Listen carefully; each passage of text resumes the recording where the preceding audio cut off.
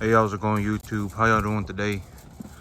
I got these animals back on corn this morning. So yesterday I kept them off of corn for three feeding cycles. So dinner, breakfast, dinner. I didn't give them any corn, but this morning I started giving them corn again.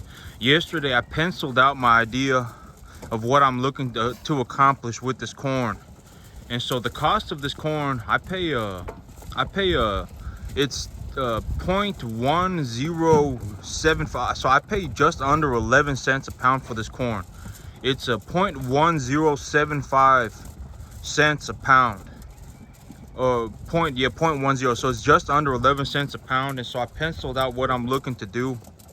So what I'm going to do is I'm going to put these animals on 7 pounds of corn a day each. So I have about 20 animals right now.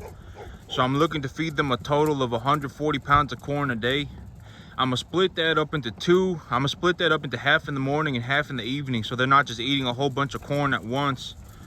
But the big idea of this corn is that if I just supplement them 7 pounds a day, that they'll put on 1 extra pound of gain a day without any health problems. There are like when people go to the feed yards and stuff, they have like an animal nutritionist that are able to put 4 or 5 pounds a day on an animal. But me, all intensive purposes, if I can put 3.5 pounds a day on an animal, and I can do it very simply, and I don't have to rely on going to an animal nutritionist or anything like that, it's very good for me. That's for all intensive purposes. 3.5 pounds a day of gain is about all that I realistically need. If I can put 3.5 pounds of gain a day on these animals profitably by myself, I'm doing well for myself. And so the big plan right now is I'm going to give them free choice hay. That soybean hay is 16% protein at 60 TDN. So it's a very good quality soybean hay. It's a soybean that was planted for forage, and so I'm gonna feed them that free choice.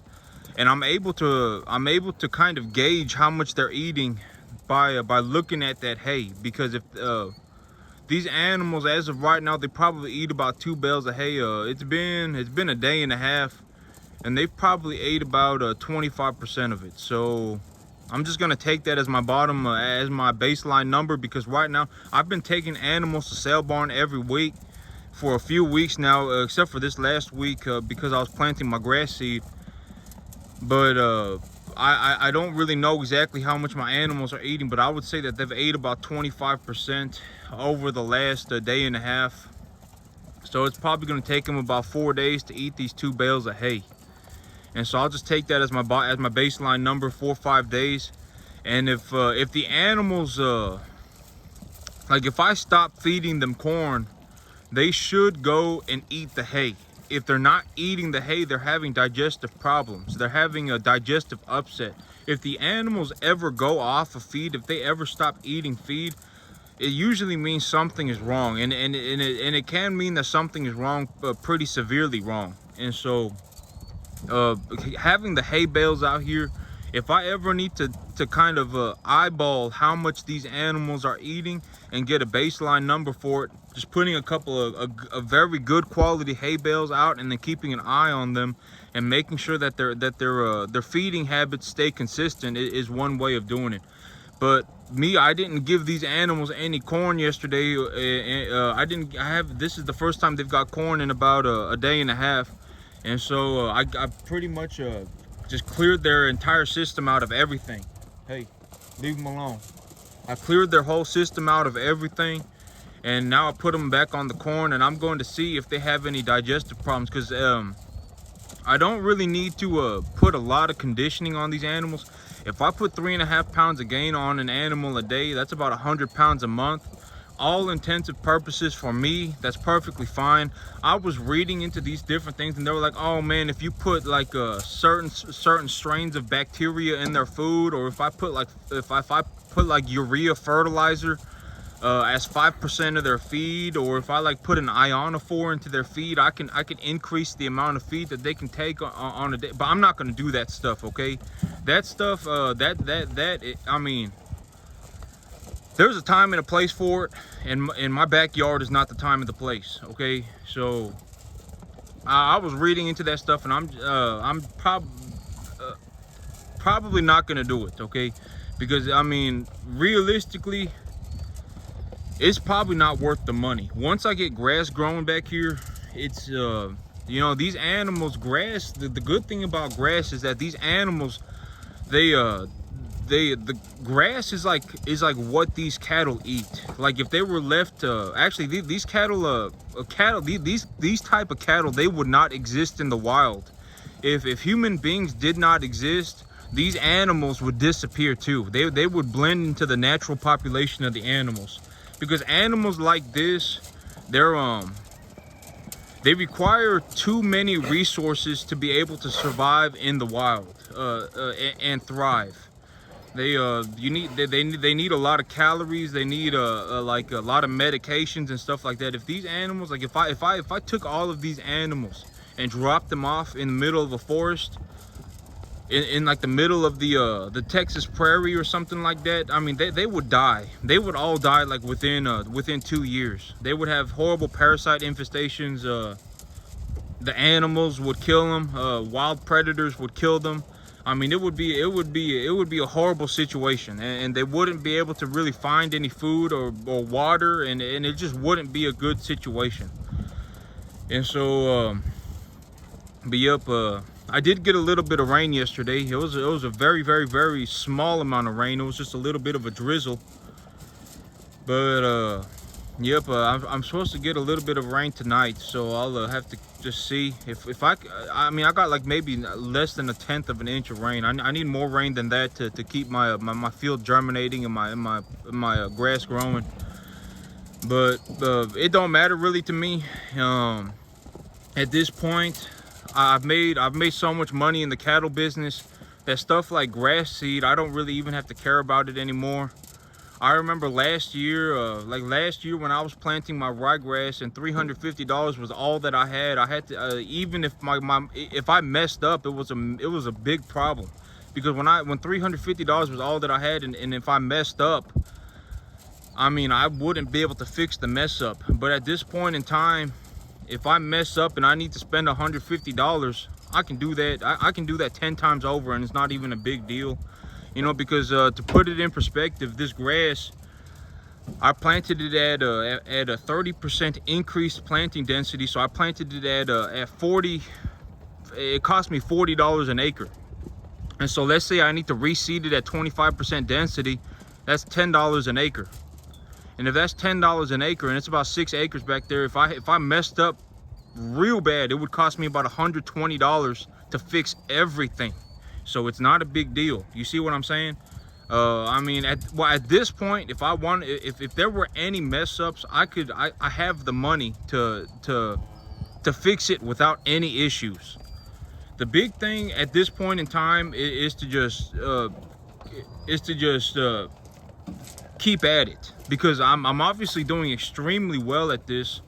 I'm obviously very good at this. At this point in time, when I look at what I'm doing, I may not have known before, but when I look at it now, and here's the thing, is that the people who know what they're doing, like when I go to the sale barn and I'm sitting there and there are these large order buyers, they know what they're doing too. And so when somebody when somebody who knows what they're doing sees somebody who knows what they're doing, it's very obvious. To everybody else, it's just they don't know what's going on, right? I mean,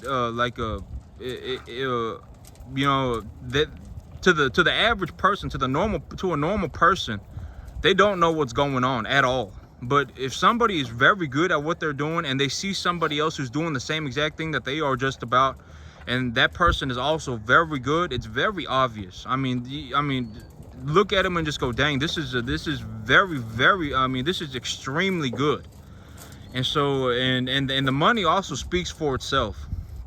I make a lot of money in the cattle business. I don't know anybody that makes as much money as I do on such a small amount of acreage, on 10 acreage. It ain't small acreage. I don't know anybody who makes as much money per acre as I do. I'm sure there are other people who do, but I just don't personally know them. But here in about 3 weeks, October is in the cattle business, they call October dead calf month. A lot of calves die in October because the weather just constantly goes from hot, cold, dry, wet. And it just, the weather just constantly just flip-flops all over the place. And so a lot of calves die in October. And so the cattlemen call October dead calf month. And dead calf month is a good opportunity for me personally to go into the cattle business, into the purchasing of cattle. And so if I want to buy calves at a good decent price, at a cheaper price, I can buy them when nobody wants them, because in October the demand for these small calves pretty much goes out the window. I mean, people still do buy them, but a lot of people do not like buying them in October because a lot of these animals will end up dying. The weather is just horrible for these little calves.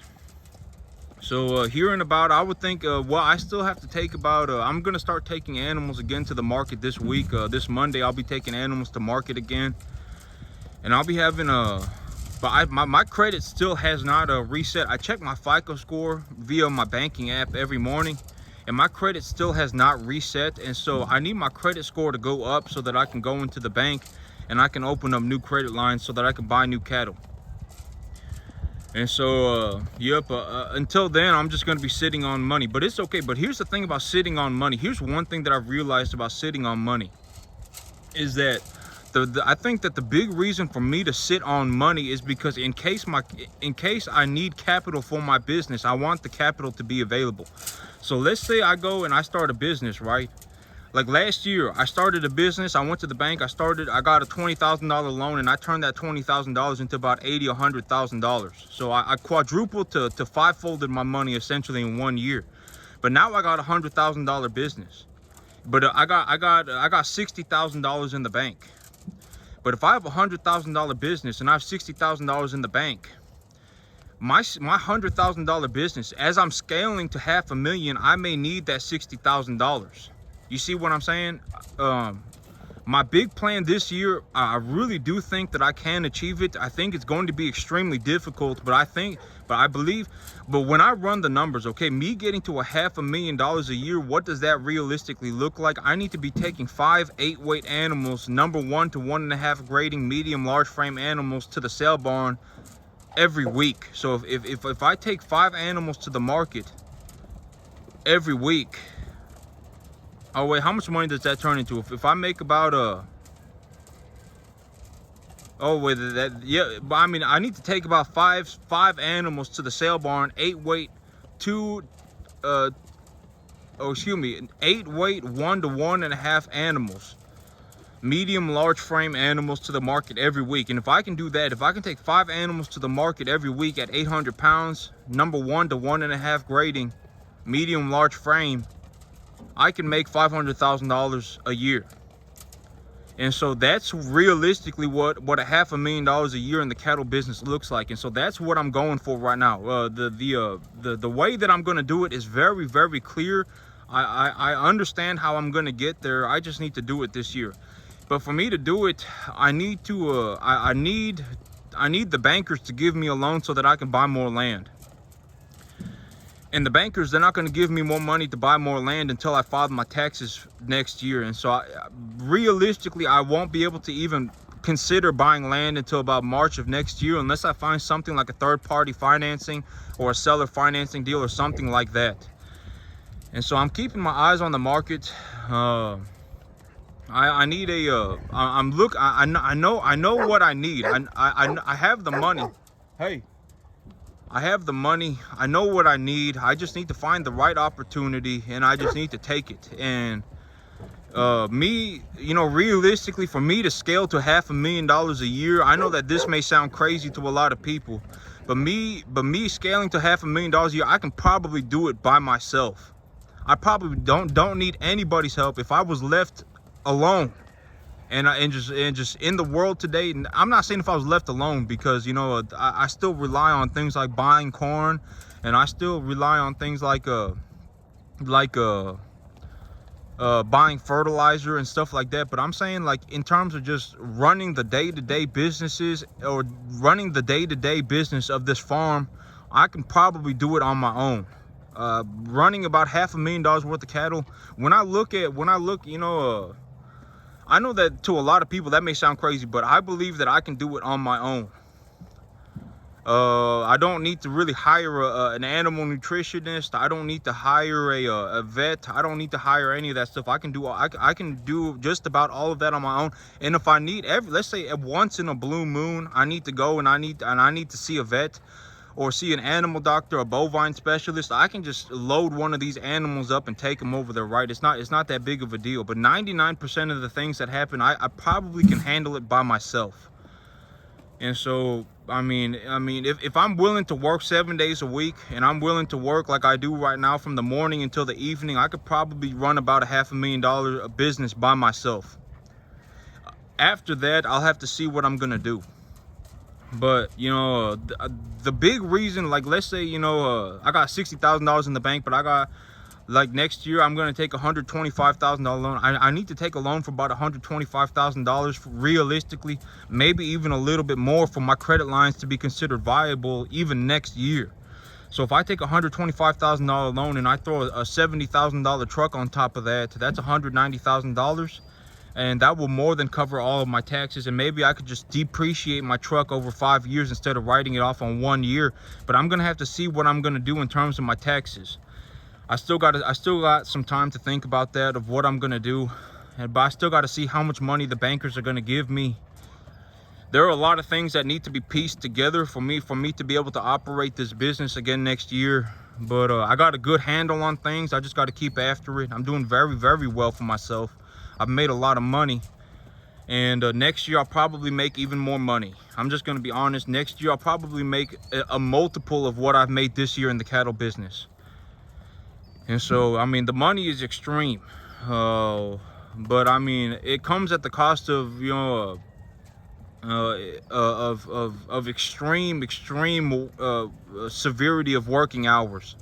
You know, I run this cattle business, but I also work it's probably close to 70 hours a week, 65, 70 hours a week at my job too.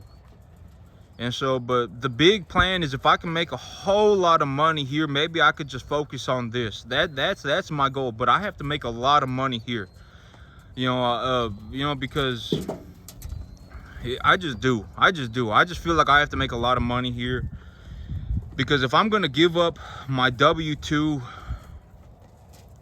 the good thing about a W-2 is that I show up for work and I get paid for my hours, right? A business like this, if something goes wrong, I could work 100 hours a week and I could still get paid nothing. I could still end up losing money. And so that's the risk of running a business, is that, you know, I always say, it's not a good idea to invest into a business to write off your taxes if you're just going to lose all your money. Because if you're going to lose all your money, you were better off just paying your taxes. So, you know, it just is what it is. The thing about running a business is that it doesn't always turn out like me. People who turn out like me, probably once in a blue moon, rarely ever happens. Probably nobody knows of anybody that makes money like me in the cattle business. It's ridiculous how much money that I make. But most people, just to be completely honest, I would not be doing anybody any favors if I lied and I said everybody could do this. This took me a long time to learn how to do. The grass is my big reason. Being able to grow grass is my big reason why I'm able to do what I do so well and make so much money. And growing grass takes a long time to learn how to do, and it takes you know, because learning how to grow grass effectively takes a long time to learn how to do it. And so, you know, that's one of the risks of running a business, is that the money may be extreme, but the fallout is also potentially extreme. I could lose everything. You know, I could lose all of my money. It is a possibility. And so that also needs to be considered too. It's not just I should show up one day and everything is easy and I make a whole bunch of money. You know, if things go horribly wrong, that's on me and I could lose all my money. So it just is what it is. But that's it for me today, YouTube. Y'all have a good one.